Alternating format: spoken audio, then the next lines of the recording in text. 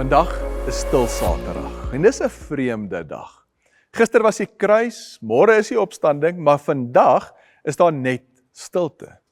Dis die tussenin dag, die dag tussen verlies en nuwe lewe.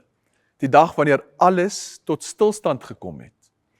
Markus 15 vers 43 tot 47 vertel hoe Josef van Arimatea na Pilatus toe gaan om Jesus se liggaam te vra. En dan haal hy Jesus se liggaam van die kruis af, draai hom in linne toe en lê hom neer in die graf wat uit rots uitgekap is. En Markus vertel ook hoe Maria Magdalena en Maria die moeder van Josef daar staan en kyk waar hy neergelê word. Nou dit is 'n eenvoudige toneel, maar dit is ook 'n diep menslike toneel. Hier is nie groot woorde nie, hier is nie antwoorde nie. Hier is net die werklikheid van afskeid, die werklikheid van verlies, die werklikheid dat iets het tot 'n einde gekom. En so word die graf 'n simbool van rou. Nou rou gaan nie net daaroor as iemand sterf nie. Soms rou ons ook oor die dinge wat nie uitgewerk het soos ons gehoop het nie. 'n Droom wat nie waar geword het nie. 'n Verhouding wat verander het. Dalk 'n seisoen van die lewe wat verby is. Of 'n stuk van ons lewe wat ons nie sou wou verloor het nie, maar wat ons verloor het. Die graf is ook 'n tussenin plek. Die plek waar iets klaar is, maar wat jy nog nie weet waartoe jy gaan nie. Die plek waar jy nie meer van kan teruggaan nie, maar ook nog nie vorentoe kan sien nie. En dis hoekom stil Saterdag so bekend voel. Want baie van ons het hierdie plek al leer ken.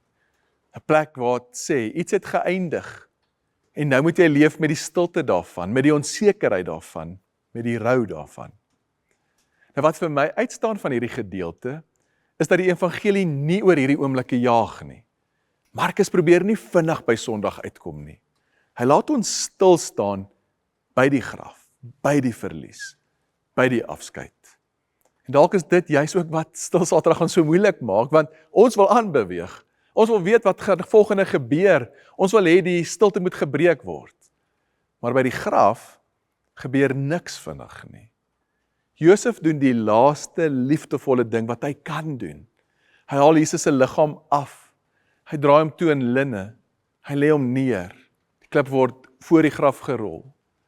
Toe Maria staan en kyk, en dis al. Hulle kan niks verander nie. Hulle kan nie terugdraai wat gebeur het nie. Hulle kan nie die verlies oplos nie.